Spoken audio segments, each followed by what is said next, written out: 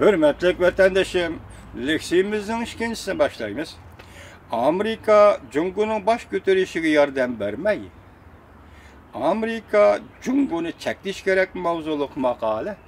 4. ayının 11. günü Amerika Avazı Radyosu'nun Xitay Tel programısı da ilan kılındı.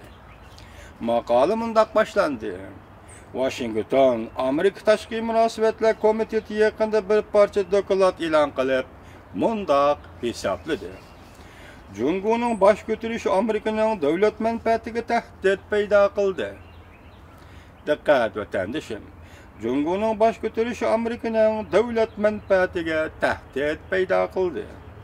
Washington, Cumhur'un baş götürüşüge yardım berdigan emas, belki Cumhur'un ameliy kuchini tangpinglaştırdigan yadroluk strategik siyaset qo'llanishga ehtiyojli bo'lib qoldi.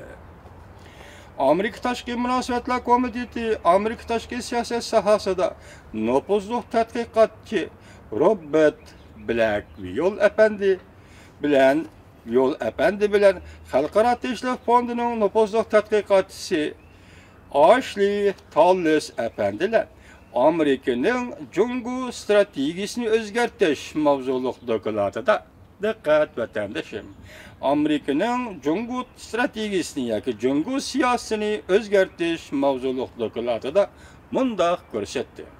Navbatda va kelgusida Cumhur Amerikaning eng muhim raqobatchisi bo'lib qoladi. Mushularni nazarda tutganda Cumhurning konsili kuchayayotgan amaliy kuchiga allabran izchil inkas qaytarish kerak edi. Kuchayayotgan amaliy kuchiga allabran izchil inkas qaytarish kerak edi. Chunki Amerikaning Cumhurni erkinlashgan xalqaro tartibga elib kirish tirishchanliklari Amerikaning Osiyodagi ustunligiga yangi tahdid elib keldi.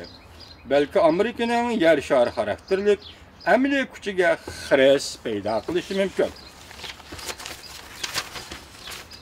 Bu ikki nafar mutaxassisning nazarida Washington yangi bir Cumhur siyosatiga ehtiyojli ekan. Cumhurning baş götürüşüge yordam berish emas, balki Washington Cumhurning amaliy kuchining kengayishini tangpinglaştıradigan bir siyosatga ehtiyojli ekan. Bu ikki nafar mutaxassis mundaq hisobladi. Bunda stratejik siyaset Cumhurning geopolitik, iqtisodiy va harbiy kuchining Amerikaning Osiyo va yer sharida davlat manfaatiga tahdid paydo qilishini cheklash uchun edi. Lekin Amerika va Amerikaning ittifoqdoshlari Cumhur bilan diplomatik munosabat va iqtisodiy munosabatlarni o'xshashla saqlab qolaverish kerak. Bu ikki nafar mutaxassis yuqoridagi dokladida Washingtonga taklif bergan siyosatlar jumladan Amerikaning iqtisodini gullantirish, Amerikaning armiya qo'shinlarini kuchaytirish, Osiyo davlatlari bilan savdo munosabatlarini kengaytirish, texnik tizginlash sistemasi qurib, Cumhurning ilg'ori texnik qurollarga bo'lib eng muhimi harbiy texnikaga ega bo'lishini cheklash, önümlük internet siyosatini yo'l qo'yib, Hindiston, Tinch okean davlatlari bilan hamkorlik munosabatini kuchaytirish hamda Beijing bilan elib beriladigan yuqori qatlamli diplomatik munosabatlarga hayotiy kuch ato qilish qatorli siyosatlar edi.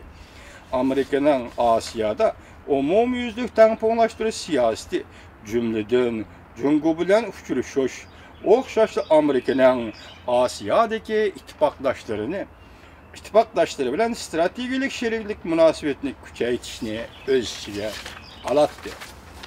Tahlilchilar mundaq hisobladi. Prezident Obama hukumati Osiyoda tangpinglashtirish strategiyasining haqiqiy yo'sinda yo'l qo'ymagan bo'lsa-mu, lekin Cumhurning haybi ko'rsatib, qistab kelishi objektiv jihatda Osiyo davlatlarini Amerikaning yenidan o'rin oladigan holatga keltirib, Cumhurni tangpinglashtirdi.